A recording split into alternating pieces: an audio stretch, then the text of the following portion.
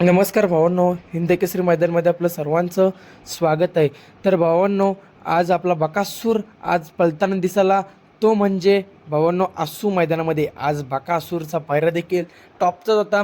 म्हणजेच काय, जी काल जोडी पराभव झाली ती जोडी आज पुन्हा एकदा पळण्यासाठी सज्ज झालती आणि आज गटपास देखील झालेले आहेत. नक्कीच भावांनो, कालचं मोठं मैदान म्हणजेच कोरेगाव हिंद केसरी मैदान आणि काल मैदानामध्ये आपला बकासूर आणि संतोष शेठ तोडकर ठाणे विटावा यांचा मल्हार 11-11 पळताना दिसाले, परंतु गटाला गाडी फॉल झाली होती आणि तीच गाडी पुन्हा एकदा आपल्याला पळताना दिसाली आणि सुट्टा निकाल घेतलेला आहे गट क्रमांक 7 मध्ये पळून. भावनो, नक्कीच गट क्रमांक 7 मध्ये तास क्रमांक 3 वरती आपला बकासूर आणि मल्हार पळताना दिसाले आणि गटपास केलेला आहे. चांगला स्पीड लागला या जोडीला.